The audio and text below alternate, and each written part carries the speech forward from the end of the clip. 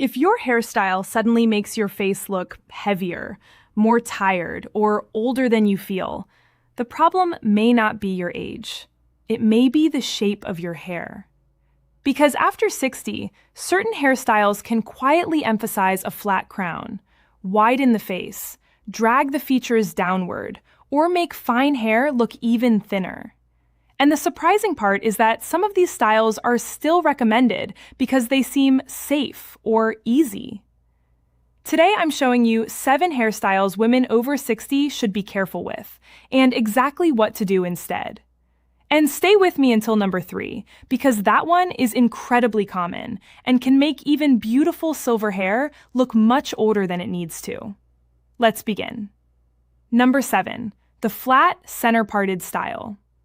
A center part can look elegant, but when fine or mature hair lies completely flat on both sides, it can pull attention downward and make the crown look even lower. The problem is not necessarily the center part itself. It is the lack of lift around it. When the roots sit tightly against the scalp, the face can appear longer, flatter, and more tired. This is especially noticeable if your hair is fine or thinning near the part. Instead, try shifting the part slightly to one side. You do not need a dramatic change. Even moving it half an inch can create more root lift and break up a visible scalp line. You can also dry the roots in the opposite direction first, then let them fall naturally into place. That small change often creates more softness around the face. Before we continue, I also created a complete 60-plus hair guide with flattering haircut ideas, styling fixes for fine hair, and simple salon tips you can take with you to your next appointment. If you'd like to check it out, you'll find the product link in the first pinned comment below. Now, let's continue with number 6. Number 6, the heavy, blunt fringe. Bangs can be incredibly flattering after 60. But a thick, straight fringe cut heavily across the forehead can make the face feel closed in. It creates a strong horizontal line, and if the fringe is too dense, it can hide the brows and reduce the openness around the eyes. That is the opposite of what many women want. The better alternative is a softer fringe. Think side-swept bangs, wispy bangs, or a slightly longer curtain fringe. These shapes allow some forehead to remain visible. They create movement instead of one hard line, and they are much easier to blend into the rest of the haircut. If you wear glasses, this becomes even more important. A very heavy fringe plus strong frames can overwhelm the face. Softness usually works better. Number 5, the over-rounded short cut. This is one of the biggest mistakes in short hair. The haircut is short, but every section curves inward. The sides are full. The crown is not particularly lifted, and the whole hairstyle forms one round shape around the head. This can make the face look wider. It can also make the haircut feel dated, even when the hair itself is healthy and beautifully colored. The solution is not to avoid short hair. The solution is to introduce direction. Lift the crown slightly. Taper the sides. Add a side-swept fringe. Let some pieces move away from the face. You want the haircut to have shape and movement, not just roundness.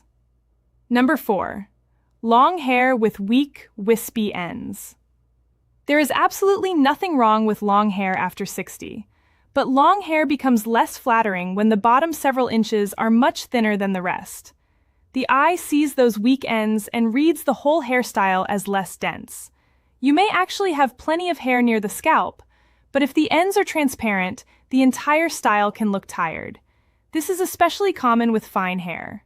Sometimes trimming just a few inches can make a dramatic difference. The hair suddenly looks healthier, the perimeter looks stronger, and the entire style appears fuller. You do not always need a dramatic haircut. Sometimes you simply need to remove the weakest part.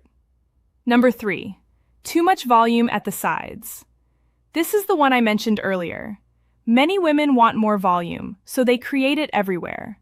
But volume in the wrong place can work against you. If the sides are very full while the crown stays flat, the hairstyle can form a triangle. Wide near the cheeks, narrow at the top. That shape can visually widen the face and make the crown appear even flatter. Instead, move some of that volume upward. Create a little lift at the crown. Keep the sides softer and more controlled. You do not need huge height. Even subtle vertical lift changes the silhouette. The goal is balance, not maximum volume. Number 2, the overlayered shoulder cut. Layers can create movement, but too many layers can make fine hair look thinner. This is especially risky around shoulder length. The stylist removes weight from the middle and lower sections.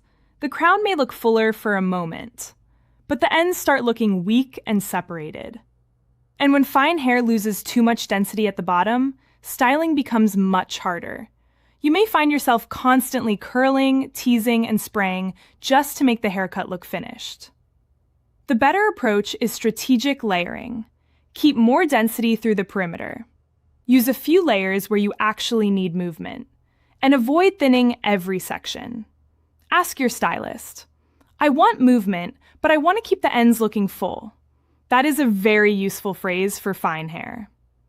Number 1, the stiff helmet style. This is the hairstyle I would be most careful with. It usually looks perfectly controlled.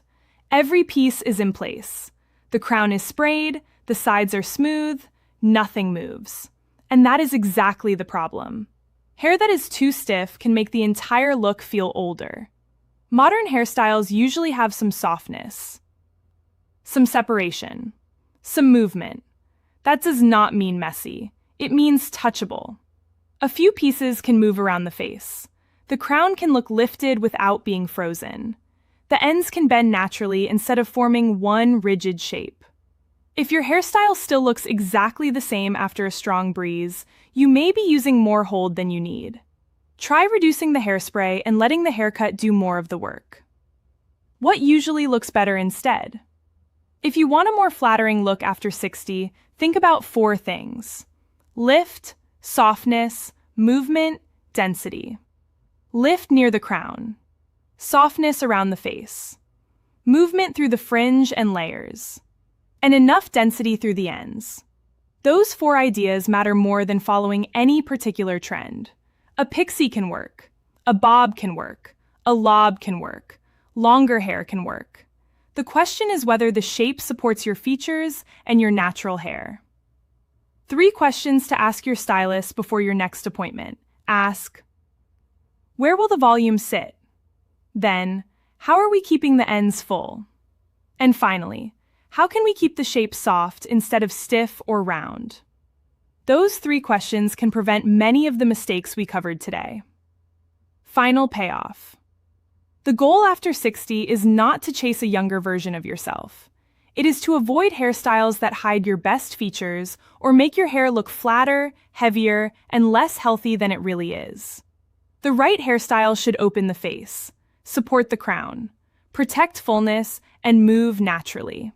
When those things are right, the entire look feels fresher. And if you'd like more help choosing flattering cuts and styling fine or mature hair, I've put together my 60+ hair guide with hairstyle ideas, styling fixes, and simple salon tips you can use before your next appointment. You'll find the product link in the first pinned comment below. And now I would love to hear from you. Which of these 7 hairstyles surprised you the most?